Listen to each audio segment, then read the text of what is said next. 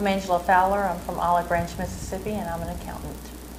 My name is Bill Fowler. I'm Angela's husband. I own an auto body repair shop. I'm approaching 57 years old, thinking of a retirement, and that's what brought us to Mexico in search of a slower, better way of life. And after doing some research on the internet, looking at various books, publications, we came down just over a year ago, and I'll have to say that we were totally disoriented at the moment that we stepped off the plane in Merida. Rob met us at the airport, verified that our rental arrangements had been made, took us to our accommodations, stocked our room with some supplies that he knew we would need the next morning, basically anticipated a number of needs that we would have before we realized we needed them. Every question we asked, everything that we expected was done, and in fact any expectations were surpassed.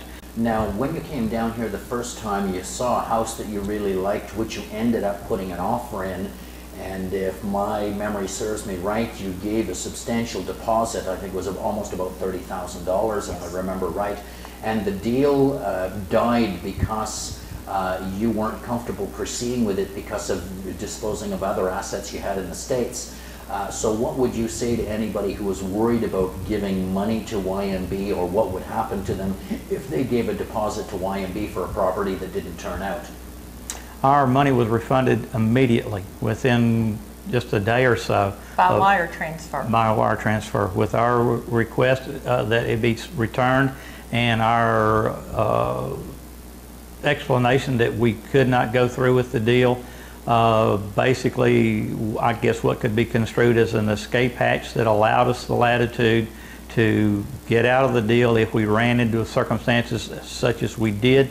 True. And also, we emailed quite a bit back and forth before our arrival in Merida, and any questions that we had of Rob, or Joan for that matter, we received responses not only the very day that we posed questions, but I would say within a couple of hours we received responses. So we would not have had the time with another realtor to view the properties that we did and find a property. It would have been a total waste of time. By Rob doing the footwork before we arrived, it really made the time that we spent with him very valuable. I mean, we were able to look at 3 to 4 properties a day. And you know, at the time when we were here, we actually did find a property that we liked. I'm not sure I could say that if we had dealt with another realtor. I just think it was handled very professionally, and you know, he was able to narrow it down to realistic properties rather than going on a wild search. I spoke with a lady just earlier today who succeeded in successfully buying the home that she was looking at. Everything went great, she thought, until after, with another realtor, and she thought everything went just fine until she realized she didn't have as much property as she thought she did. The size of the lot did not equal what she had been verbally told. That's something that could never happen with YMB Realty. The dimensions of the lot, every intricacy and detail of the property is looked at, scrutinized. No stone is left unturned.